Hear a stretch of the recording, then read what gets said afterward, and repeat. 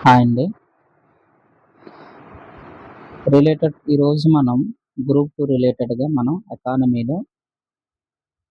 ఎకానమీలో మనం balance of పేమెంట్‌కి సంబంధించి విత్ రెస్పెక్ట్ టు ఎఫ్‌డిఐ ఒక కాన్సెప్ట్ ఉంది. ఇంకొకటి మన కాన్సెప్ట్ ఏం మిగిలిందంటే ఇంకా డెప్త్‌గా వెళ్తే బ్యాలన్స్ ఆఫ్ పేమెంట్స్‌లో మనకి ఎఫ్‌డిఐ ఒకటి, ఇంకోటి బ్యాలన్స్ ఆఫ్ పేమెంట్స్‌లో డిసీక్విలిబ్రియం కాన్సెప్ట్ కూడా ఒకటుంది. చాలా ఇంకా ఉన్నాయి. కానీ మనం ఎగ్జామ్ పాయింట్ ఆఫ్ వ్యూలో అంతగా ప్రశ్నలేమి అడగట్లేదు గానీ, ఎనీవే మన యొక్క సబ్‌స్క్రైబర్ల కోరిక మేరకు బ్యాలన్స్ ఆఫ్ పేమెంట్స్, డిసీక్విలిబ్రియం అలాగే balance of payments with respect to FDI. ఈ 2 కాన్సెప్ట్స్ చెప్పుకుంటే మనకి బ్యాలన్స్ ఆఫ్ పేమెంట్స్ అనేటటువంటిది కంప్లీట్ అవుతుందనమాట. అందులోని భాగంగా ఈరోజు మనం ఈ 2 చూద్దాం. ఫస్ట్ ఎఫ్‌డిఐ చూద్దాం. మనకు ఆల్రెడీ తెలుసు ఔటర్ వ్యూలో ఇది మనం డిస్కస్ చేసుకున్నాం. ఎఫ్‌డిఐ అంటే మనకి ఫారెన్ డైరెక్ట్ ఇన్వెస్ట్‌మెంట్స్ అనమాట. అంటే విదేశీ ప్రత్యక్ష పెట్టుబడులనమాట. అంటే ఇక్కడేంటి మన యొక్క భారతదేశంలో ఒక విదేశీయులు వచ్చి అది ఒక సంస్థ గాని, లేదంటే ఒక వ్యాపారి గాని వచ్చి జపాన్‌కి సంబంధించినటువంటి సంస్థ అవ్వచ్చు, ఏదైనా అవ్వచ్చు. ఒక విదేశీ సంస్థ వచ్చి మన భారతదేశంలో ఏటంటే లాంగ్ టర్మ్ గోల్‌లో మనకి లాంగ్ టర్మ్‌లో దీర్ఘకాలికంగా వాళ్ళు వచ్చి పెట్టుబడి పెట్టి ఇక్కడ ఏం చేస్తారంటే మన యొక్క ఆర్థిక వ్యవస్థని ప్రభావితం చేసేటటువంటి క్యాపబిలిటీ ఉంటదనమాట. ప్రభావితం చేయడానికి అవకాశం ఉంటుంది. ఎందులో? ఈ యొక్క ఎఫ్‌డిఐస్‌లో. ఎలా అంటే ఉదాహరణకి అమెరికా కంపెనీ ఉంది. అమెరికా కంపెనీ వచ్చి ఒక America multinational company. MNC company వచ్చి భారతదేశంలో మనకి పెట్టుబడులు పెట్టిందనుకోండి. ఏమవుతుందిక్కడ?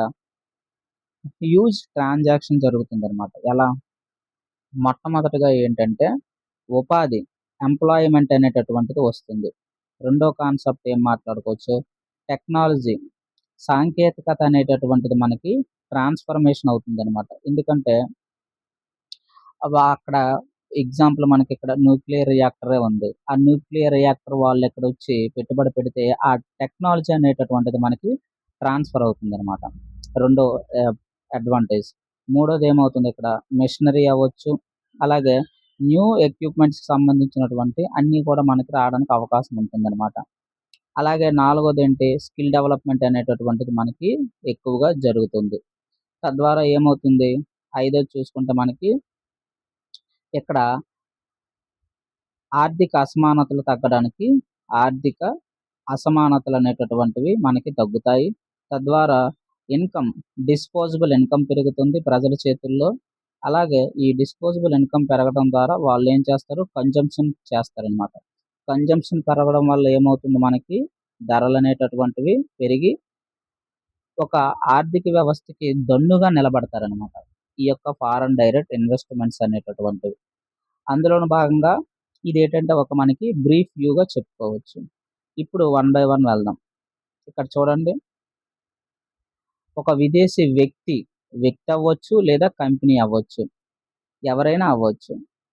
ఇంకొక దేశంలో ఇప్పుడు చెప్పుకున్నాం కదా! మన భారతదేశంలో విదేశీ వాళ్ళు వచ్చి వ్యాపారం గాని, ఒక కంపెనీ గాని పెట్టినట్లయితే అది దీర్ఘకాలికంగా పెట్టాలనమాట. అంటే 1, 2 సంవత్సరాలకి కాకుండా కొన్ని స్టాండర్డ్‌గా ఒక 30-40 ఇయర్స్ వాళ్ళు దీర్ఘకాలికంగా పెడతారనమాట.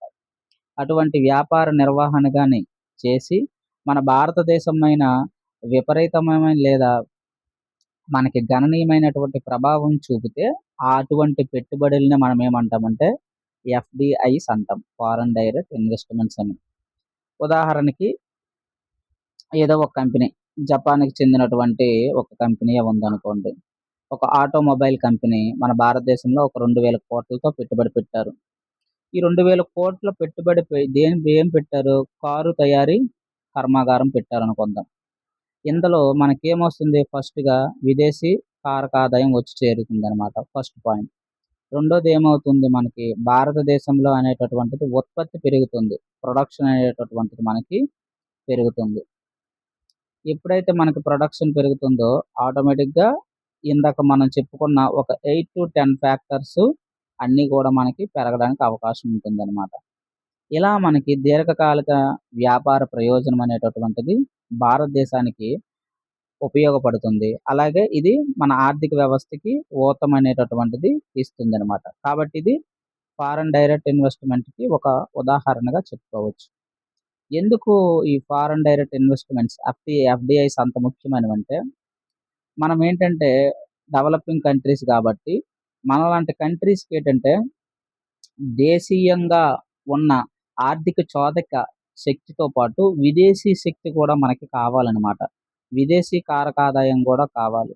ఎందుకంటే మనకి ఎక్కువగా బ్యాలెన్స్ ఆఫ్ పేమెంట్స్‌లో మనకి ఎప్పుడూ గూడా మిగులు ఉండాలి గానీ, తగులు ఉండకూడదు. అంటే సర్ప్లస్ ఉండాలి గానీ మనకి డెఫిసిట్ ఉండకూడదు. అటువంటిది డెఫిసిట్‌ని మనం దేనితో పోడ్చాలంటే ఇది ఒక ఎఫ్‌డిఐస్‌తో పోడ్చడానికి ఒక ఆయుధంగా మనం చెప్పుకోవచ్చు. ఎక్కువ మోతాదులో మనము మన భారతదేశంలోనికి ఎక్కువ మోతాదులో ఎఫ్‌డిఐస్ అనేటటువంటివి తరలి వచ్చినట్లయితే, ఇది విదేశీ కారకాదాయానికి ఊతమిచ్చినట్టు ఉంటుందనమాట. తద్వారా బ్యాలెన్స్ ఆఫ్ పేమెంట్స్ ఒత్తిడి తగ్గుతుంది. ఈ బ్యాలెన్స్ ఆఫ్ పేమెంట్స్ మీద మనకి ప్రెషర్ తగ్గుతుంది. లేకపోతే ఏమవుతుంది? బిల్లు పెరిగిపోతుందనమాట. బిల్లు పెరిగిపోతుంది. ఉదాహరణకి మనకి క్రూడ్ ఆయిల్ మనకి 80-85% మనం ఏం చేస్తున్నాం? దిగుమతి చేసుకుంటున్నాం. ఈ బిల్లు అలా ఎక్కువైపోయిందనుకోండి, మనకి బ్యాలెన్స్ ఆఫ్ పేమెంట్స్‌లో దీని మీద కరెంట్ అకౌంట్ మీద ప్రెషర్ అనేటటువంటిది పడుతుందనమాట. ఈ బ్యాలెన్స్ ఆఫ్ పేమెంట్ కాన్సెప్ట్ ఇంతకు ముందు చెప్పాము. ఎవరైనా చూడనట్లయితే ఒకసారి చూడండి. అయితే ఫస్ట్ మనకి ఈ యొక్క ఫ్లో చూద్దాం. Foreign direct investments flow. ముందుగా మనకేంటి ఫారెన్ క్యాపిటల్ అనేటటువంటిది విదేశీ వాళ్ళొచ్చి కంపెనీ అవ్వచ్చు, లేదా సంస్థ అవ్వచ్చు పెట్టుబడి పెడతారు వచ్చి. పెట్టుబడి పెట్టే వాళ్ళు ఒక ఫ్యాక్టరీ అయినా నిర్మించొచ్చు, లేదా ఒక ఇన్‌ఫ్రాస్ట్రక్చర్ లేదంటే మౌలిక వసతులను కల్పించడానికి భాగస్వామ్యం కావచ్చు, లేదా ఒక బిజినెస్ ఎక్స్‌పాన్షన్ పర్పస్‌లో వాళ్ళిక్కడ మనకి రావచ్చు. ఏది చేసినా వీళ్ళు ఒక ఉత్పత్తి అయితే చేస్తారు. ఈ ఉత్పత్తి పెరగడం వల్ల మనకిక్కడ ఎంప్లాయ్‌మెంట్ పెరుగుతుంది. ఎప్పుడైతే ఉద్యోగత పెరిగిందో వాళ్ళకి ఇన్‌కమ్స్ అనేటటువంటివి పెరుగుతాయి. చేతిలో సాలరీస్ అనేటటువంటివి వస్తాయి. ఆటోమేటిక్‌గా అది మనకి ఆర్థిక వృద్ధికి దోహదపడుతుందని చెప్పుకోవచ్చు. ఇలా ఇంతకుముందు చెప్పినట్టుగా వీటితో పాటు 8-10 ఫ్యాక్టర్స్ అనేటటువంటివి ఇంప్రూవ్‌మెంట్ అనేటటువంటిదవుతుంది. ఇవన్నీ గూడా ఎఫ్‌డిఐస్ వల్ల మనకి ప్రయోజనాలు మనకి వస్తాయన్నమాట. ఫస్ట్ ఇందాకల మనం చెప్పుకున్నట్టు ఏమొస్తుంది? విదేశీ కారకాదాయం అనేటటువంటిది మనకి ముందుగా వచ్చి చేరుతుంది.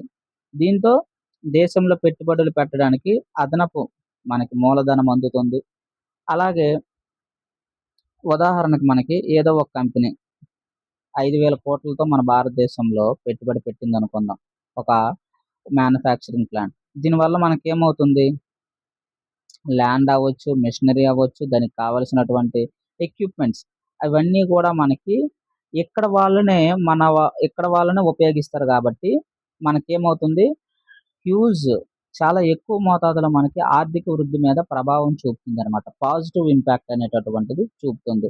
తద్వారా ఏమవుతుంది, మన భారతదేశంలో క్యాపిటల్ ఫార్మేషన్ అనేటటువంటిది పెరగడానికి అవకాశం ఉంటుందనమాట. ఇలా మనకి ఎఫ్‌డిఐస్ మీద చాలా మనకేంటంటే ఉపయోగాలనేటటువంటివి ఉంటాయి.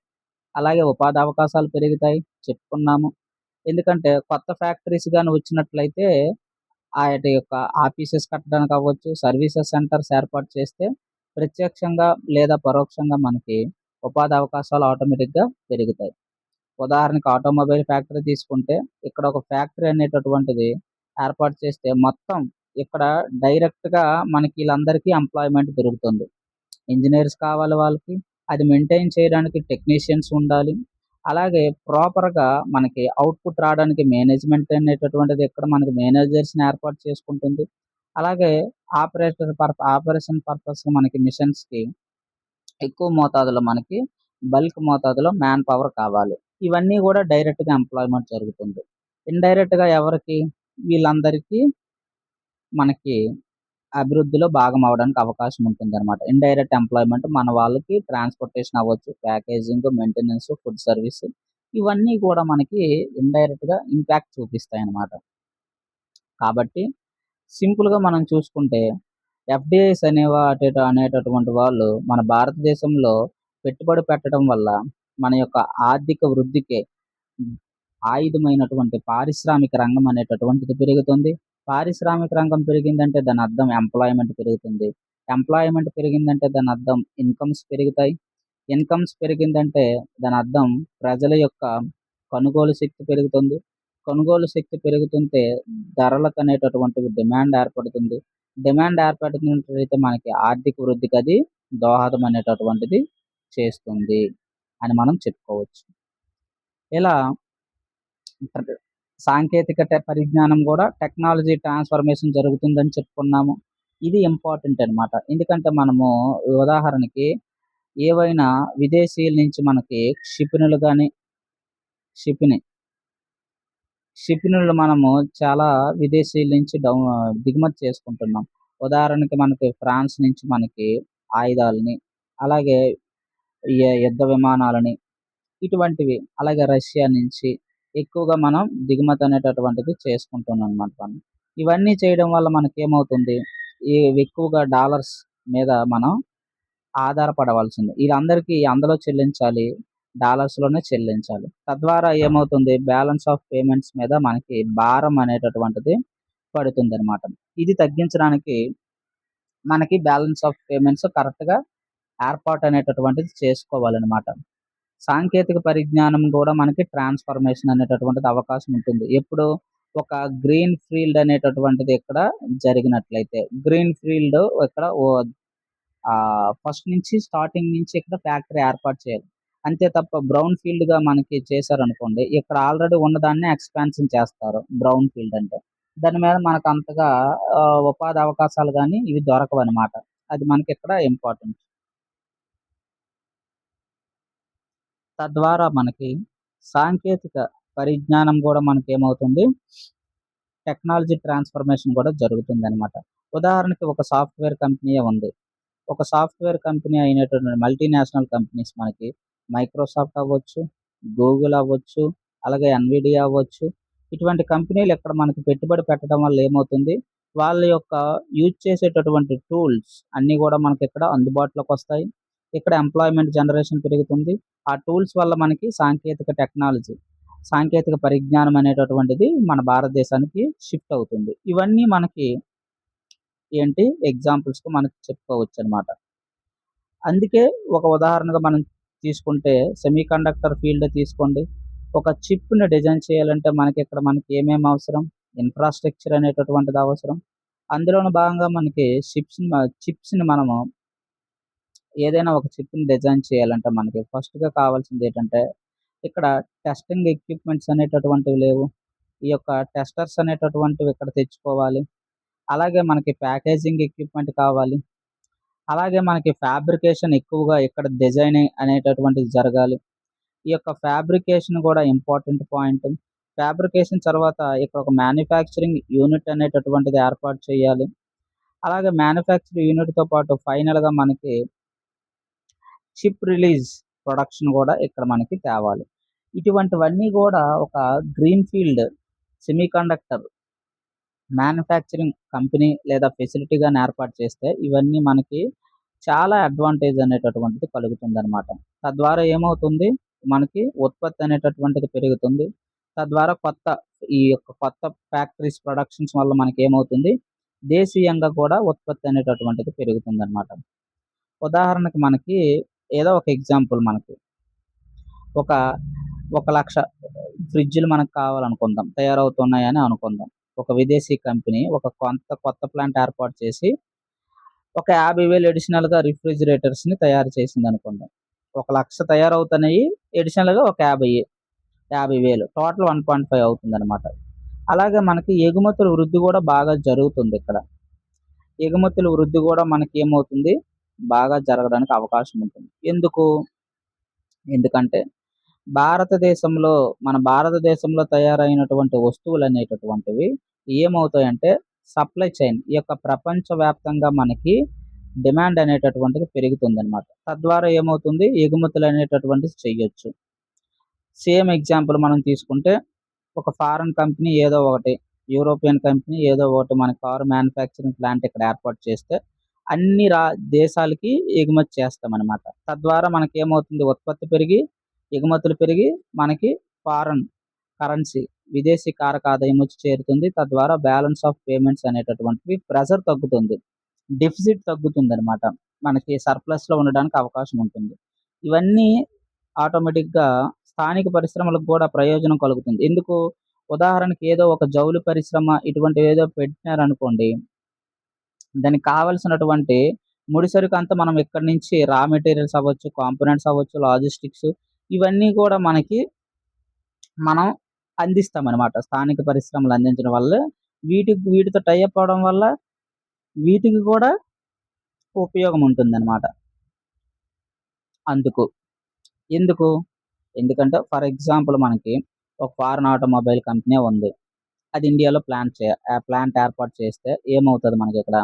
టైర్స్ గానీ, ఒక బ్యాటరీస్ గానీ, సీట్లు గానీ, ఎలక్ట్రానిక్ కాంపోనెంట్స్ గానీ, ఇవన్నీ ఒక కారుకి లేదా ఒక ట్రాక్టర్‌కి ఇటువంటి ఆటోమొబైల్ ఇండస్ట్రీలు ఇవన్నీ కావాలి కదా!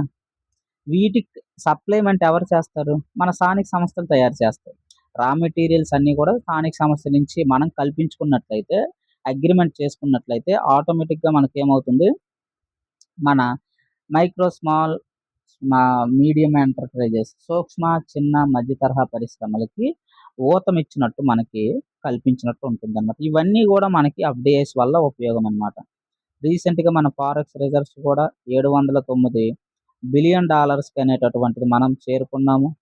హైయెస్ట్ పీక్ ఎంతంటే $726 బిలియన్ అనేటటువంటివి. $709 అంటే అప్రాక్సిమేట్‌గా 69,00,00,000 మనం గత 2 రోజుల క్రితమైతే మనం రీచ్ అయ్యామనమాట. అంటే చాలా విదేశీ కారక ఆదాయం మన దగ్గర ఉందని తెలుస్తుందనమాట. ఎందుకుంది? ఎందుకుందంటే మనం సడలింపు ఇచ్చామనమాట. విదేశీ కారక ఆదాయానికి సడలింపు ఇచ్చామనమాట.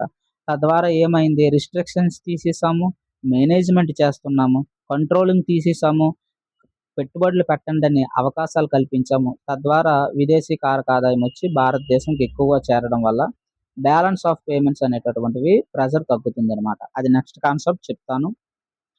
ఇలా మనకి ఎన్నైనా చెప్పుకోవచ్చనమాట. సింపుల్. ఫైనల్‌గా మనకేంటి కాంపిటీషన్ పెరుగుతుంది. మంచి ఉత్పత్తి పెరగడానికి అవకాశాలుంటాయి. దేశీయ మార్కెట్‌లోకి రావడం వల్ల డిమాండ్ పెరిగి మనకి చీప్ ధరకే మనకి మంచి క్వాలిటీ ప్రొడక్ట్స్ వస్తాయన్నమాట. దీంతో క్వాలిటీ పెంచడం మొదలెడతాయి. ఎందుకంటే మనకి సపోర్ట్‌గా లేదా మనకి ఆహ్, ఆహ్, ఆపోజిట్‌గా ఇంకొక వ్యాపారి వచ్చాడంటే వాడికి ఇస్తున్నాడంటే వాడికన్నా మనం బెటరు సర్వీస్ ఇవ్వాలి. అప్పుడే మనకి మన వైపు లేదా మన ప్రొడక్ట్స్ కొంటారని వీళ్ళేం చేస్తారు? క్వాలిటీ పెంచడం చేస్తారనమాట. తద్వారా ఆ యొక్క సర్వీస్ లేదా ఆ యొక్క వస్తువు ఏమవుతుంది? మనకి మంచి ధరకి అందుబాటులోకొస్తుందనమాట. ఇదంతా గూడా ఇన్నోవేషన్ లేదా ఎక్స్‌ప్లోరేషన్ ఆవిష్కరణలు పెరుగుతాయి. ఎందుకంటే ప్రస్తుతం ఉన్నదటు కాకుండా కొత్తవి ఆలోచించడం మొదలుపెడతాం. తద్వారా ఎవరైతే కొత్తవి కనిపెడుతూ ముందుకు సాగుతారో వాళ్ళకి మార్కెట్‌లోన మనకేంటంటే సక్సెస్ రేట్ ఉంటుందనమాట. అలా ఇటువంటి చర్యలన్నీ గూడా మనకి కాంపిటీషన్ అనేటటువంటిది పెరుగుతుంది. దేనివల్ల? ఈ యొక్క ఎఫ్‌టిఎస్ వల్లనమాట. వినియోగదారులకి చాలా ప్రొడక్ట్స్ లభిస్తాయి. ఇప్పుడు ఫ్లిప్‌కార్ట్, అమెజాన్, మీషో చాలా ప్రొడక్ట్స్ అనమాట. ఎక్కువ చాయిస్‌లున్నాయి కదా! ఇప్పుడు మనకొక ప్రొడక్ట్ కావాలి. ఇప్పుడేం చేస్తున్నాము? అన్నిట్లా చెక్ చేస్తున్నాం. చాయిసెస్ ఎక్కువున్నాయి. ముందు అమెజాన్ చెక్ చేస్తాము. తర్వాత ఫ్లిప్‌కార్ట్ చెక్ చేస్తాం. తర్వాత మీషో చెక్ చేస్తాం. తర్వాత జిప్టో, తర్వాత ఆటో, తర్వాత ఉబర్ అంటే ఏంటి? అప్లికేషన్ ఓరియెంటెడ్‌గా. ఫుడ్‌లో కావాలంటే ఇటువంటివన్నీ చేస్తాం. ఆన్‌లైన్ షాపింగ్ కావాలంటే ఇటువంటివన్నీ అంటే ఇంతకుముందు ఒకటే ఉండేది. ఇప్పుడు చాలా ఉండడం వల్ల చాయిసెస్ పెరుగుతాయన్నమాట. తద్వారా మెరుగైన క్వాలిటీ వస్తుంది. కొత్త ప్రొడక్ట్‌లు మనం కొనుక్కోవచ్చు. అలాగే టెక్నాలజీని యూజ్ చేయడం వల్ల ఇవన్నీ గూడా వినియోగదారులకు ప్రయోజనం చేకూరుస్తాయన్నమాట. పోర్ట్‌ఫోలియో ఇన్వెస్ట్‌మెంట్స్ అంటే ఏంటి మనకి? ఇది ఫైనాన్షియల్ ఇన్వెస్ట్‌మెంట్స్ అంట. అంటే షార్ట్ టర్మ్‌కొస్తారు. పెట్టుబడులు మన మార్కెట్‌లోన మన మార్కెట్స్ ఉంటాయి కదా! Stock market NSC, national stock exchange, Bombay stock exchange. వీటిల్లో ఏం చేస్తారంటే వాళ్ళు పెట్టుబడి పెడతారనమాట. ఎంతవరకి? 1 సంవత్సరంకి, 2 సంవత్సరాలకి పెట్టుబడి పెట్టి డబ్బులు రాగానే అమ్మేసి లాభాలు, షేర్లు కొట్టుకొని ఆళ్ళ ఇంటికెళ్ళిపోతారనమాట. అది పోర్ట్‌ఫోలియో ఇన్వెస్ట్‌మెంట్స్. ఎఫ్‌డిఐస్ అలా కాదు. వాళ్ళేం చేస్తారంటే దీర్ఘకాలికంగా బిజినెస్ పెట్టడానికొచ్చారు. అంతే తప్ప ఫైనాన్షియల్ చేయడానికి కాదు. వీళ్ళు కంపెనీ లేదా బిజినెస్ డైరెక్ట్‌గా ఇన్వెస్ట్‌మెంట్ చేస్తారు. వీళ్ళు షేర్లు, బాండ్లు, సెక్యూరిటీస్‌లో పెట్టుబడి పెడతారనమాట. తద్వారా ఇక్కడ మనకేంటి కంట్రోల్ ఏముండదు. ఎవడికి నచ్చినట్టు ఆడొస్తాడు, కొనుక్కుంటాడు, లాభాలొస్తే తీసుకొని ఎళ్ళిపోతాడు. ఇది అలా కాదు. మేనేజ్‌మెంట్ కరెక్ట్‌గా ఉంటదనమాట. కాబట్టి ఇక్కడ రిలేటివ్‌గా స్టేబుల్ అనేటటువంటిది ఉంటుంది. ఎక్కువ వలటైల్ ఉంటుందనమాట. అంటే ఇక్కడేంటి హెచ్చు తగ్గులు ఉంటాయనమాట. హెచ్చు తగ్గులు మనకు ఉంటాయి. ఇక్కడ ఫ్యాక్టరీ ఇటువంటి ఆటోమొబైల్స్ కంపెనీస్ ఇవన్నీ ఫ్యాక్టరీస్ ఏర్పాటు చేయడానికి అవకాశం ఉంటుంది. వీళ్ళు ఓన్లీ మన మార్కెట్ బావుంటే షేర్లు కొంటారు. మార్కెట్ బాగోకపోతే షేర్లు అమ్మేసి ఇంటికెళ్ళిపోతారు. అది వీళ్ళ పరిస్థితి అనమాట. అది. ఇండైరెక్ట్‌గా సింపుల్‌గా చెప్పుకోవాలంటే మనకి ఒక కంపెనీ, జపాన్ కంపెనీ అనేటటువంటిది ఫ్యాక్టరీ ఏర్పాటు చేస్తే అది మనకి దేనికి ఉదాహరణగా చెప్పుకోవచ్చు. Foreign direct investments. అదే యునైటెడ్ స్టేట్స్ ఫారెన్ ఇన్వెస్ట్‌మెంట్ ఒక ఫండ్ ఉంది. అక్కడ ఆ ఫండ్ మన ఇండియా కంపెనీలో గాని షేర్స్ కొనుగోలు చేస్తే అది ఫారెన్ పోర్ట్‌ఫోలియో ఇన్వెస్ట్‌మెంట్ అనమాట. అక్కడ ఉండేటటువంటి ఫండ్స్ చాలా ఉంటాయి మనకి. నాస్డాక్ ఇటువంటివి చాలా ఉంటాయి. ఎస్&పి ఇవన్నీ గూడా ఏటంటే అక్కడ షేర్ మార్కెట్‌లో ఉండేటటువంటివి టాప్ మోస్ట్ ఆహ్, సూచీలనమాట. ఇక్కడ మనకివి ఎన్ఎస్‌సి, బిఎస్‌సి అలా అనమాట. రకాస్ కూడా మనకి రకాలు చెప్పాను కదా! ఎఫ్‌డిఐ రకాలు. గ్రీన్ ఫీల్డ్ ఇన్వెస్ట్‌మెంట్ అంటే కొత్తగా ఏదైనా బిజినెస్ ఏర్పాటు చేయాలనమాట. స్టార్టింగ్ నుంచి పునాదుల నుంచి మనకి బిజినెస్ ఎక్స్‌పాండ్ చేస్తే అది మనకి గ్రీన్ ఫీల్డ్ ఇన్వెస్ట్‌మెంట్ అని. అదే ఉన్నదాన్ని గాని ఎక్స్‌పాండ్ చేసినట్లయితే దాన్ని మనకేమంటాము బ్రౌన్ ఫీల్డ్ ఇన్వెస్ట్‌మెంట్ అనేసి మనం చెప్పుకోవచ్చనమాట. ఎగ్జిస్టింగ్ ఫెసిలిటీని మనకి ఇప్పటికే ఉన్న కంపెనీ గాని, బిజినెస్‌లో గాని పెట్టుబడి పెట్టడంతో దాన్ని కొనుగోలు చేసినా, దాన్ని విస్తరించినా ఏమంటాము బ్రౌన్ ఫీల్డ్ ఇన్వెస్ట్‌మెంట్ అంటామనమాట. ఏదో ఒక ఫారిన్ కంపెనీ ఆల్రెడీ ఇంతకుముందు ఇండియా ఒక కంపెనీ ఉంది. ఇందులో వాటా కొనుగోలు చేస్తే దాన్నేమంటాం బ్రౌన్ ఫీల్డ్ అని అంటామనమాట ఇన్వెస్ట్‌మెంట్. ఎందుకు ఆకర్షణీయమైనదంటే ఇదిగోండి ఇవంతా గూడా. ఎందుకంటే మనకి పెద్ద కన్స్యూమర్ మార్కెట్ ఉంది. ఎందుకంటే 145,00,00,000కు పైగా మనకి జనాభా ఉంది. కాబట్టి ఏమవుతుంది ఇక్కడ 145,00,00,000కు పైగా జనాభా ఉండడం వల్ల మనకి ఎక్కువ కన్జంప్షన్ సైకిల్ రన్ అవుతుందనమాట. అలాగే వర్క్ ఫోర్స్ ఎక్కువగా ఉంటుంది. ఇవన్నీ గూడా మనకి చెప్పుకోవచ్చనమాట. ప్రొఫెషనల్స్ అవ్వచ్చు, స్కిల్డ్ ప్రొఫెషనల్స్ ఇవన్నీ కూడా విదేశీ పెట్టుబడులను ఆకర్షించడానికి. సవాళ్లు గూడా ఉన్నాయి. ఎందుకు? ఇక్కడ ఉండేటటువంటి దేశీయ, స్వదేశీ కంపెనీల మీద పోటీ ఒత్తిడుంటుంది. వాళ్ళలాగా మనకి ఆళ్ళైతే పెద్ద పెద్ద మల్టీనేషనల్ కంపెనీసు ఎక్కువ పెట్టుబడి పెడతారు. మన వాళ్ళు అంతగా పెట్టుబడి పెట్టలేము. తద్వారా ఏమవుతుంది? ఎంఎస్ఎంఈస్ చిన్న చిన్న కంపెనీలన్నీ గూడా మనవి కుచించుకుపోయి దివాలా తీసే పరిస్థితొస్తుందనమాట. అందుకే ప్రాఫిట్ రీపాట్రియేషన్ అంటాం. విదేశీ కంపెనీలు ఏం చేస్తాయి? ఏవైతే సంపాదిస్తారో ఆ లాభాలు తమ దేశానికి కొట్టుకెళ్ళిపోతాయి. అంతే కదా! ఇక్కడ ఉంచవు కదా! అది గూడా మనకి ఉట్టుకెళ్ళినప్పుడల్లా కూడా బ్యాలన్స్ ఆఫ్ పేమెంట్స్ మీద మనకి ఒత్తిడి పడతదనమాట. అలాగే కొన్ని స్ట్రాటజిక్ సెక్టార్స్ ఉంటాయి. ఉదాహరణకి మనకి డిఫెన్స్ గాని, టెలికాం గాని, ఫైనాన్స్ ఇటువంటివి. ఇటువంటి వాటిలో మనకి చాలా ఇంపార్టెంట్. అందుకే మనం అలౌ చేయం. చాలా తక్కువ మోతాదులో ఎలౌ చేస్తామనమాట. అలాగే డిపెండెన్సీ గూడా ఇంపార్టెంట్ అనమాట. ఎందుకంటే ఆళ్ళ మీద ప్రతిసారి డిపెండ్ అవ్వడం వల్ల మనకేమవుతుంది? వల్నరబిలిటీ పెరుగుతుందనమాట. మార్కెట్‌లో వల్నరబిలిటీ పెరుగుతుంది. అంటే హెచ్చుతగ్గులు వస్తాయన్నమాట. ఆటుపోట్లు ఎదుర్కోవాల్సొస్తది. ఇదిగోండి ఎఫ్‌డిఐకి బ్యాలన్స్ ఆఫ్ పేమెంట్‌కి సంబంధం. ఏంటి బ్యాలన్స్ ఆఫ్ పేమెంట్‌కి సంబంధం అంటే, ఉదాహరణకి ఇప్పుడు చెప్పుకున్నాం కదా! ఫారెన్ కంపెనీ ఉంది. ఫారెన్ కంపెనీ వచ్చి ఇక్కడ పెట్టుబడి పెట్టింది. ఆ! ఏమవుతుంది? హ్మ్. ఇక్కడ మనకి ఇది మన భారతదేశం. ఫారెన్ కంపెనీ వచ్చి పెట్టుబడి పెట్టిందంటే డబ్బులేటవుతున్నాయి? మన భారతదేశంలోకొస్తన్నాయి. వస్తన్నాయి అంటే అది దేనికని చెప్పుకున్నాం? ఇన్‌ఫ్లో అని చెప్పుకున్నాం. అంటే ఇక్కడ క్యాపిటల్‌లోని మనకి అకౌంట్‌లో దాన్ని నమోదు చేస్తామనమాట. అలాగే ఒకవేళ బయటికెళ్ళిపోతుంది. ఔట్ ఫ్లో ఎక్స్‌పోర్ట్స్ కింద నమోదు చేస్తాం. అలా అనమాట. Imports, exports. బయటికెళ్ళిపోతుంది, లోనకొస్తుంది. ఇన్‌ఫ్లో, ఔట్ ఫ్లో గుర్తుంచుకోవాలి మనకి. ఫారెన్ డైరెక్ట్ ఇన్వెస్ట్‌మెంట్స్ ఇక్కడ గూడా సేమ్ అనమాట. ఫారెన్ ఎక్స్‌చేంజ్ వస్తుంది కదా మనకి. వస్తందంటే అదేటి ఇన్‌ఫ్లో. అంతే కదా! భారతదేశంలో ఒక యూఎస్ కంపెనీ పెట్టుబడి పెట్టింది. ఇన్వెస్ట్‌మెంట్ యాక్టివిటీ పెరుగుతుంది. అంతే కదా! అయితే తర్వాత వాళ్ళు డబ్బులు తీసుకొని వెళ్ళిపోతారు. ప్రాఫిట్స్ గాని వస్తే బయటికెళ్ళిపోతారు. అదప్పుడు మనకేంటవుద్ది? ఔట్‌ఫ్లో అనేటటువంటిది అవుతుందనమాట. కాబట్టి ఇవన్నీ మనకు చాలా ఇంపార్టెంట్ అనమాట. ఫైనల్‌గా ఒక ఎగ్జాంపుల్‌లో చూసుకుంటే ఎవరో ఒకళ్ళు భారతదేశంలో ఒక ఆటోమొబైల్ కంపెనీ వచ్చింది. విదేశీ కంపెనీ. ఒక 3000,00,00,000తో మనకి పెట్టుబడి పెట్టిందనుకోండి. ఫస్ట్ ఏం చేస్తది? క్యాపిటల్ పెడతది. తర్వాత ఫ్యాక్టరీలు కడతారు ఇక్కడికొచ్చి. ఫ్యాక్టరీలు కట్టి ఏం చేస్తారు? ఫ్యాక్టరీలు కడితే ఏమవుతాయి? జాబ్స్ పెరుగుతాయి కదా మనకి. జాబ్స్ పెరిగితే టెక్నాలజీ కూడా వాళ్ళు ట్రాన్స్‌ఫర్ చేస్తారు కదా! ట్రాన్స్‌ఫర్ చేయడం వల్ల ఏమవుతుంది? ఉత్పత్తి పెరుగుతుంది. మరి ఉత్పత్తి పెరిగితే ఆటోమేటిక్‌గా కార్లు ఏటవుతాయి? ఉత్పత్తి పెరుగుతాయి. కార్లు పెరిగితే ఆటోమేటిక్‌గా మనకేమవుతుంది? విదేశీ కారక ఆదాయం వచ్చి చేరుతుంది. ఇదే మనకి ఫారెన్ డైరెక్ట్ ఇన్వెస్ట్‌మెంట్ ట్రిప్ అనమాట. ఇదొక ట్రిక్‌గా చెప్పుకోవచ్చు. ఫైనల్‌గా ఎకనామిక్ గ్రోత్ అనేటటువంటిది వస్తుంది. బిట్స్ కూడా ప్రొవైడ్ చేశాను. ఒకసారి చూడండి. ఇవన్నీ కూడా ఒకసారి చూసుకోండి. చిన్న ట్రిక్ టైప్‌లో ఇచ్చాననమాట. ఇదంతా కూడా మనం దేని కింద చెప్పొచ్చు? ఎఫ్‌డిఐస్. ఎప్పుడైనా ఎఫ్‌డిఐస్ పెరిగితే ఏమవుతుంది? బ్యాలెన్స్ ఆఫ్ పేమెంట్స్ మీద ప్రెషర్ అనేటటువంటిది తగ్గుతుందనమాట. కాబట్టి డెఫిసిట్‌లో కాకుండా మనము సర్ప్లస్‌లో ఉంటామనమాట. అది ఇంపార్టెంట్. అలాగే ఇంకొక కాన్సెప్ట్ కూడా మనకుంది. అదే మనకి ఏ కాన్సెప్ట్ అంటే ఇంపార్టెంట్ కాన్సెప్ట్ ఇంకోటి బ్యాలెన్స్ ఆఫ్ పేమెంట్స్ మనకి డిసీక్విలిబ్రియం కాన్సెప్ట్. ఇది కూడా మనకేంటి చాలా ఇంపార్టెంట్ అనమాట. అంటే 1 మార్క్ క్వెషన్ అడగడానికి అవకాశం ఉంటుంది. సింపుల్‌గా చెప్పుకోవాలంటే ఏంటి? బ్యాలెన్స్ ఆఫ్ పేమెంట్స్ ఆల్రెడీ ఇంతకుముందు చెప్పుకున్నాం. ఎప్పుడైతే మనకు డెఫిసిట్ వస్తుందో, ఎప్పుడైతే మనకి డెఫిసిట్ వస్తుందో దాన్నేమంటాము? డిసీక్విలిబ్రియం అంటాం. ఈక్విలిబ్రియం అంటే ఆ కాన్సెప్ట్ అంటే అర్థం ఏంటి? సమతా స్థితిలో ఉండడం అన్నమాట. అంటే విదేశీయుల నుంచి మన భారతదేశంకి వచ్చింది. అలాగే భారతదేశం నుంచి బయటికి వెళ్ళిన ఇన్‌కమ్ 2 సమానమైతే ఈక్విలిబ్రియం కాన్సెప్ట్ అంటాం. ఒకవేళ దిగుమతులనేటటువంటిది మనకి దిగుమతులు ఎక్కువయ్యాయి.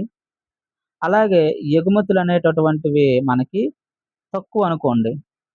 ఎగుమతులు తక్కువనుకోండి. అప్పుడు మనకేమవుతుంది?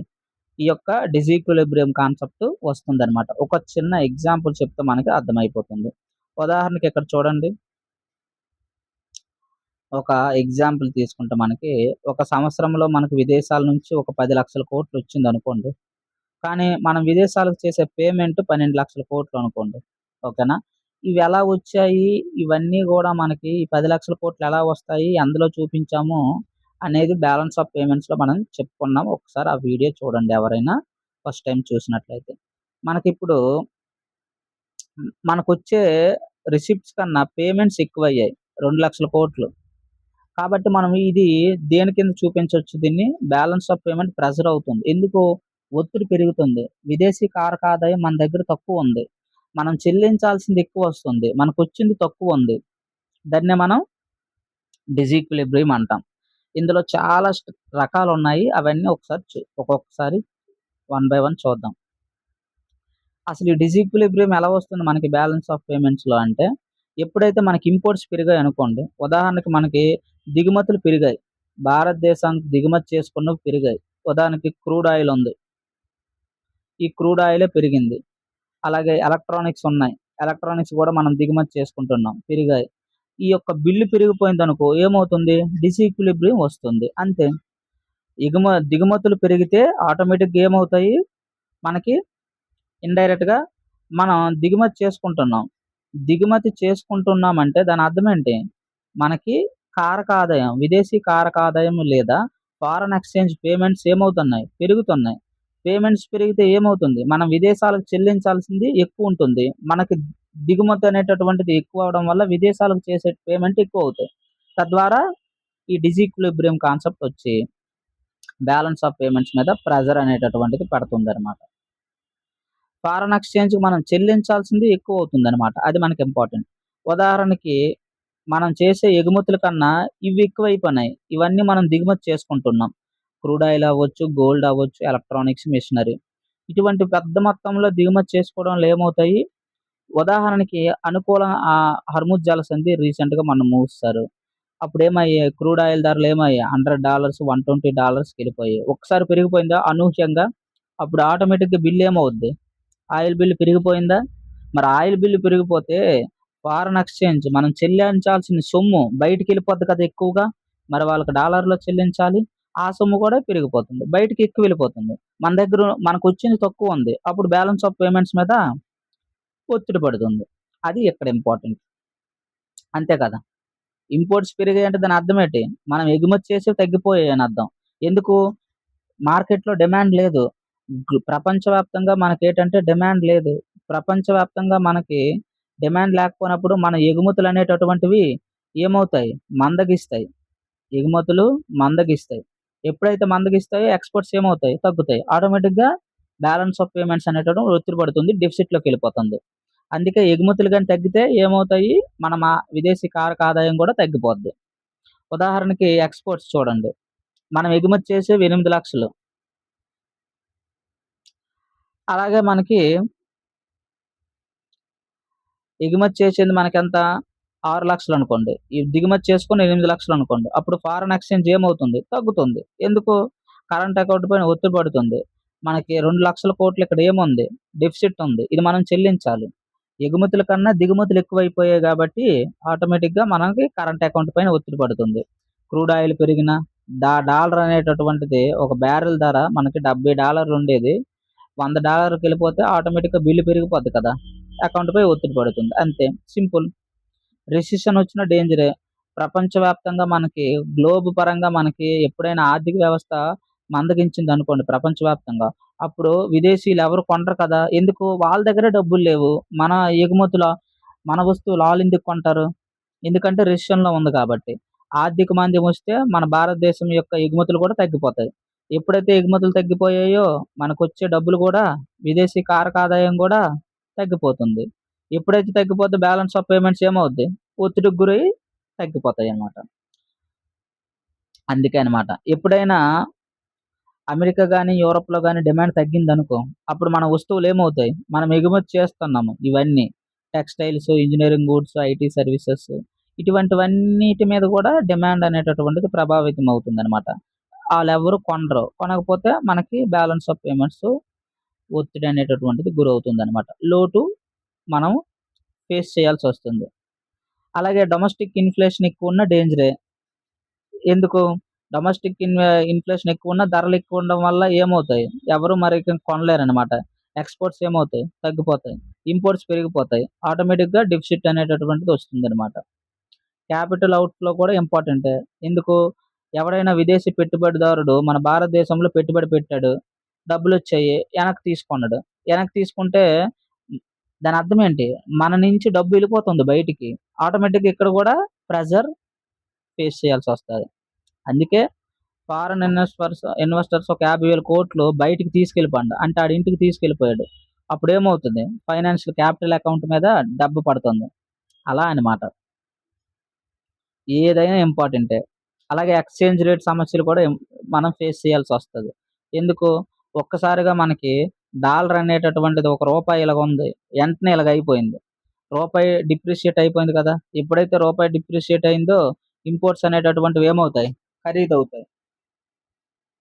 అంతే కదా! గ్లోబల్ మార్కెట్‌లో మనకిక్కడ చూసుకుంటే ఉదాహరణకి ఈ డిప్రిషియేషన్ అంటే అర్థమేంటి? భారతదేశ ప్రభుత్వం అనేటటువంటిది ఇన్వాల్వ్‌మెంట్ లేకుండా గ్లోబల్ మార్కెట్‌ల వల్ల మన రూపాయి అనేటటువంటిది డిమాండ్ గాని తగ్గితే దాన్ని మనం డిప్రిషియేషన్ అని అంటామనమాట. దానర్థం. అదే డివాల్యూషన్ అంటే ఏంటి? భారతదేశమే కోరుండి మన రూపాయి వాల్యూని తగ్గించుకుంది. దాన్ని మనము డిప్రిషియేషన్ అని అంటామనమాట. సారీ డెవాల్యుయేషన్ అని అంటామనమాట. ఈ కాన్సెప్ట్ మనం ఆల్రెడీ డిస్కస్ చేసాము ఫస్ట్ యూనిట్‌లో. ఒకసారి అక్కడ చూడండి. ఓకేనా? అలా అనమాట. ఇంపోర్ట్ కాస్ట్ పెరిగిపోయి ఏమవుతుంది? ద్రవ్యోల్బణం ఎక్కువైపోయి బ్యాలెన్స్ ఆఫ్ పేమెంట్ అనేటటువంటిది పెరిగిపోతుందనమాట. అలాగే మన కరెన్సీ డిప్రిషియేషన్ అవ్వడం వల్ల ఏమవుతాయి? ఎక్స్‌పోర్ట్స్ అనేటటువంటి వాళ్ళు విదేశీ కొనుగోలుదారుకు చౌకగా చేయగలిగితే ఎక్స్‌పోర్ట్స్ అవుతాయి. లేకపోతే మనకి ఎనక్కొచ్చేస్తాయనమాట. అది కూడా ఒక ఇంపార్టెంటే. ఎప్పుడైనా మన రూపాయిని వాల్యూని మనం తగ్గించుకున్నామనుకోండి, అప్పుడేమవుతాయి? ఎగుమతులనేటటువంటివి పెరుగుతాయనమాట. ఎగుమతులనేటటువంటివి పెరుగుతాయి. తద్వారా డిమాండ్ అనేటటువంటిది పెంచొచ్చు. రెమిటెన్స్ తగ్గినా డేంజరే. ఇది కూడా బ్యాలెన్స్ ఆఫ్ పేమెంట్స్ డిసీక్విలిబ్రియం కాన్సెప్ట్‌కి దారి తీస్తుందనమాట. ఎందుకు? విదేశాల నుంచి మనకి వచ్చే సొమ్ము తగ్గిపోయిందనుకోండి, భారతదేశ ప్రజలు విదేశాల్లో ఉండి వాళ్ళ ఫ్యామిలీస్‌కి భారతదేశం వాళ్ళకి పంపిస్తారు. ఆ సొమ్ము తగ్గినా ఏమవుతుంది?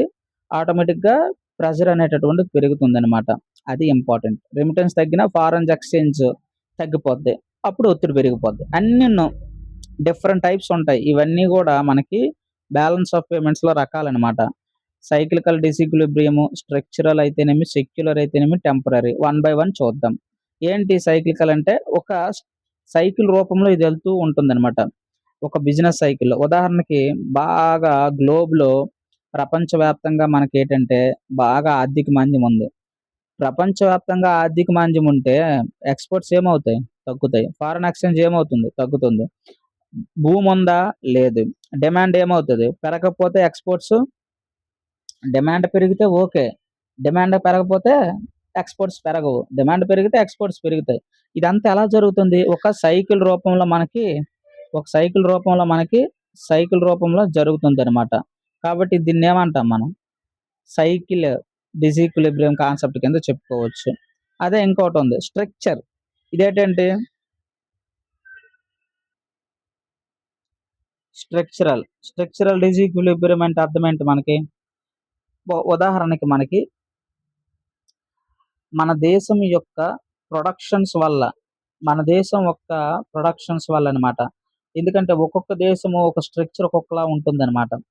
ఉదాహరణకు మనకి పారిశ్రామికీకరణ వేగంగా జరిగిపోయిందనుకోండి. దానికి తగ్గట్టుగా మనకి డొమెస్టిక్ మెషినరీ లేదు. అప్పుడేమవుద్ది? ఈ యొక్క స్ట్రక్చరల్ డిసీక్విలిబ్రియం అనేటటువంటిది మనం ఫేస్ చేయాల్సొస్తదనమాట. ఎందుకంటే మెషినరీ అనేటటువంటివి మనకి పారిశ్రామికీకరణ ఆల్రెడీ జరిగిపోయింది. బానే ఉంది.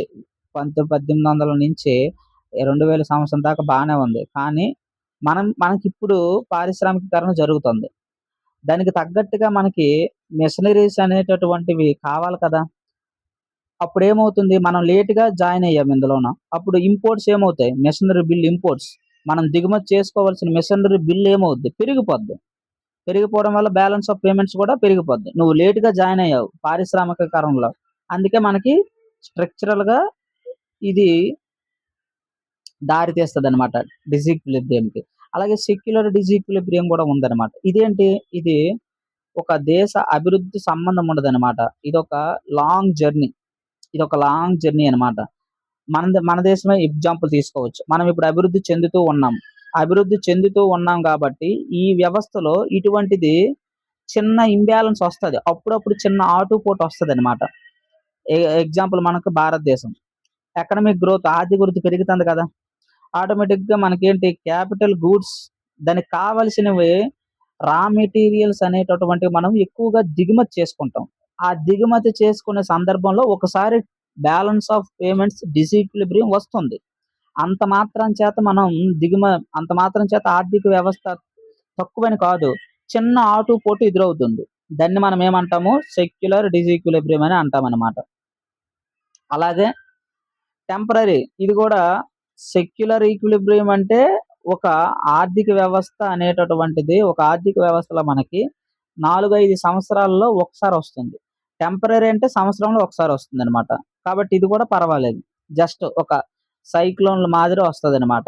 ఆ ఒక్క సంవత్సరమే వస్తుంది. ప్రెషర్ అనేటటువంటిది పెరుగుతుందనమాట. అంతగా ఇది పర్వాలేదు. ఏదైనా మనం ఇంబాలెన్స్ తగ్గించుకోవచ్చు. కాబట్టి దీనివల్ల చాలా బ్యాలెన్స్ ఆఫ్ పేమెంట్ డిసీక్విలిబ్రియం వల్ల ప్రభావాలు చాలా గురవుతాయి. ఎవరెవరు గురవుతారు? ముందు ఫారెన్ ఎక్స్‌చేంజ్ గురవుతుంది. విదేశీ చెల్లింపులు ఎక్కువైపోతాయి. అప్పుడు మనం లోట్లోకెళ్ళిపోతాం. కాబట్టి ఫారెక్స్ రిజర్వ్స్ తగ్గిపోతాయి. అలాగే మన కరెన్సీ డిమాండ్ అనేటటువంటిది డాలర్‌తో పోలిస్తే తగ్గిపోతుంది. డిప్రిసియేషన్ అయిపోతుంది. అందుకే డాలర్‌కి ఉన్న డిమాండ్ వల్ల మన యొక్క రూపాయి వాల్యూ తగ్గిపోతుందనమాట. మన రూపాయి బానే ఉంది. కానీ డాలర్‌తో పోలిస్తే నువ్వు వీక్‌గా ఉన్నావు. ఎగ్జాంపుల్ ఏంటంటే నువ్వు తెలివైన వాడివే. నీకన్నా తెలివైన వాడితో పోలిస్తే నువ్వు తెలివి తక్కువ వాడివి. అలా అన్నమాట. మన రూపాయి బానే గట్టిగానే బలంగానే ఉంది. ఎందుకంటే కన్జంప్షన్ ఎక్కువ జరుగుతుంది. 140 కోట్ల మంది ఉన్నారు కాబట్టి ఎప్పుడు గూడా వస్తువులు, సేవలు కొనుగోలు జరుగుతాయి. కానీ ప్రపంచ మార్కెట్‌లో అలా కాదు కదా! ప్రపంచ మార్కెట్ అనేటటువంటిది ఎప్పుడు గూడా డాలర్‌తో రిలేషన్ అయ్యి ఉంటుందనమాట. అందరూ గూడా ఎప్పుడైతే ఫెడెక్స్ బ్యాంక్ ఉంటుంది. ఫెడరల్ రిజర్వ్ బ్యాంక్ ఉంటుంది. America bank. ఆళ్ళెప్పుడైనా వడ్డీ రేట్లు గాని మారిస్తే, మన భారతదేశంలో సొమ్ము ఎవరైతే పెట్టుబడి పెట్టారో, ఈళ్ళందరూ కూడా ఏం చేస్తారంటే, వడ్డీ రేట్లు బాగా అమెరికా ఇస్తుంది. ఫెడరల్ రిజర్వ్ బ్యాంక్ ఆళ్ళు. ఎప్పుడైతే వాళ్ళు వడ్డీ రేట్లు పెంచారనుకో, ఇక్కడ సొమ్మల్లా తీసుకెళ్ళి అటు కొట్టుకెళ్ళిపోతారు. ఆటోమేటిక్‌గా ఏమవుద్ది, కరెన్సీ డిప్రిసియేషన్ తగ్గిపోద్ది. డాలర్‌కి డిమాండ్ పెరిగిపోతుంది. నీ రూపాయికి వాల్యూ తగ్గిపోతుంది. అలా అనమాట. అందుకు డాలర్‌కి డిమాండ్ పెరుగుద్ది. దానికి డిమాండ్ పెరగడం వల్ల మన రూపాయి మీద ఒత్తిడి పెరుగుద్ది. ఇన్‌ఫ్లేషన్ వచ్చినా అంతే. ఎప్పుడైతే ధరలు ఎక్కువగా ఉన్నా ఆటోమేటిక్‌గా మనకి ఇంపోర్ట్స్ మనం దిగుమతి చేసుకునేటటువంటివి ఏవైనా ఎలక్ట్రానిక్ గూడ్స్ గాని, ఇటువంటివి గాని ధరలు పెరిగిపోతే బ్యాలెన్స్ ఆఫ్ పేమెంట్స్ ట్రేడ్ అనేటటువంటిది ఎక్కువ మనం ఫేస్ చేయాల్సొస్తది. అలాగే ఎక్స్‌టర్నల్ డెబ్ట్ ఉన్న డేంజరే. అందుకే విదేశీయుల నుంచి మనం ఎప్పుడు ఎక్కువగా డబ్బు తీసుకోకూడదు అప్పుకి. అది ఇంపార్టెంట్ అన్నమాట ఇక్కడ పాయింట్. ఇవన్నీ చేయడం వల్ల ఆటోమేటిక్‌గా ఏమవుతుంది, మన ఎకనామిక్ గ్రోతు తగ్గిపోతుందనమాట. అందుకే ఎక్కువగా పెద్ద పెద్ద మెషినరీస్‌ని దిగుమతి చేసుకోవడం గాని, రా మెటీరియల్స్ దిగుమతి చేసుకోవడం గాని, ఎనర్జీ ఇంపోర్ట్స్‌ని దిగుమతి చేసుకోవడం గాని తగ్గించాలి. అందుకోసమే మన భారతదేశం క్రూడ్ ఆయిల్ ఉంది. క్రూడ్ ఆయిల్ మనం బాగా ఎక్కువగా దిగుమతి చేసుకుంటున్నాం. దీన్ని మార్చడానికి సముద్ర మంథన్ అనేది, అలాగే ఇటువంటి స్కీమ్స్ మోదీ రీసెంట్‌గా ప్రవేశపెట్టారనమాట. దేనికి? ఈ యొక్క ఇంపోర్ట్స్‌ని తగ్గించుకోవడానికి. అలాగే రా మెటీరియల్స్‌ని తగ్గించుకోవడానికి కూడాను. క్రిటికల్ ఎర్త్ మినరల్స్ వీటిలో భాగంగా యురేనియం ఆస్ట్రేలియాతో మనం సంబంధాలు పెంచుకుంటున్నామనమాట. అలాగే ఇటువంటివన్నీ దేనికి సంబంధించింది? ఎకనామిక్ గ్రోత్ మీద, బ్యాలెన్స్ ఆఫ్ పేమెంట్ డిసీక్విలిబ్రియం మీద మనకి బర్డెన్ పడకుండా ఉండడానికి ఇవన్నీ మనం తీసుకుంటున్నామనమాట. మరెలా సరిచేయాలి? ఇదిగో ఎక్స్‌పోర్ట్స్‌ని పెంచుకోవడమే. ఎక్స్‌పోర్ట్స్‌ని పెంచుకుంటే ఆటోమేటిక్‌గా ట్రేడ్ ఫెసిలిటేషన్ పెరిగి డెఫిసిట్ అనేటటువంటిది తగ్గుతుంది. అది ఇంపార్టెంట్. ఏదో ఒకదాని మీద ఆధారపడకుండా అన్ని రంగాలని ఎక్స్‌పోర్ట్ చేస్తుండాలి వస్తువుల్ని. అలాగే ఇంపోర్ట్స్‌ని తగ్గించాలి. మనం తగ్గిస్తున్నాం కదా! క్యాపిటల్ గూడ్స్‌ని తగ్గించుకుంటున్నాము. రా మెటీరియల్స్ విదేశీయుల మీద ఆధారపడడం తగ్గిస్తున్నాం. ఆటోమేటిక్‌గా బ్యాలెన్స్ ఆఫ్ పేమెంట్స్ డిసీక్విలిబ్రియం కరెక్ట్‌గా ఉంటదనమాట. ఇవన్నీ దానికి సంబంధించిందని. ఫారెన్ డైరెక్ట్ ఇన్వెస్ట్‌మెంట్స్‌ని అట్రాక్ట్ చేయాలి. ఇవన్నీ ఒకసారి మీకు ఇక్కడ కింద డిస్క్రిప్షన్‌లో పెడతాను. ఒకసారి చూడండి. అందుకే కరెక్ట్‌గా వినియోగం చేయాలనమాట ఫారెక్స్ రిజర్వ్స్. అన్నిటికి వినియోగించకూడదు. ఏది అవసరమో దానికి మనం వినియోగించాలనమాట. ఈ 2 ఒకటి కాదు. ట్రేడ్ డెఫిసిట్ వేరు, డిసీక్విలిబ్రియం వేరు. ట్రేడ్ డెఫిసిట్ అంటే అర్థం ఏంటి? మనం దిగుమతి చేసుకున్నటువంటి వస్తువులు ఎక్కువైతే ఎగుమతి చేసే కన్నా అప్పుడు ట్రేడ్ అనేటటువంటిది డెఫిసిట్ అవుతుంది. కానీ డిసీక్విలిబ్రియం అనేటటువంటిది ఇది ఒక్కదాని మీదల వచ్చేటటువంటి భావన కాదు. ఇంపోర్ట్స్ పెరగొచ్చు, క్రూడ్ ఆయిల్ ధరలు పెరగొచ్చు. ఇది మన చేతిలో ఉండదు. ఇది చాలా విస్తృతమైన భావనగా చెప్పొచ్చనమాట. ఇవన్నిట్ల మీద ఇంపాక్ట్ ఉంటుంది.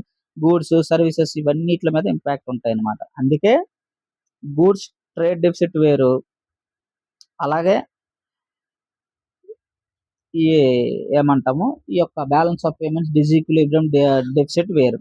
కరెంట్ అకౌంట్ డెఫిసిట్ మనకెలాగో తెలుసు. ఇంతకుముందు చెప్పాము. ఒకసారి చూసుకోండి. ఇంపోర్ట్స్ ఎక్కువైతే ఎక్స్‌పోర్ట్స్ కన్నా డెఫిసిట్ వస్తుందని. ఇదంతా ఎగ్జాంపుల్. గూడ్స్ ట్రేడ్‌కి ఎగ్జాంపుల్. అలాగే ట్రేడ్ డెఫిసిట్‌కి ఎగ్జాంపుల్. ఇదంతా గూడా మనకి వన్ లైన్ ఆన్సర్‌లో ఇక్కడ పెట్టాను. ఒకసారి చూసుకోండి. బిట్స్ కూడా పెట్టాను. ఒకసారి చూసుకోండి. ఓకేనా? Thank you. ఛానెల్‌నయితే సబ్స్క్రైబ్ చేసుకోండి.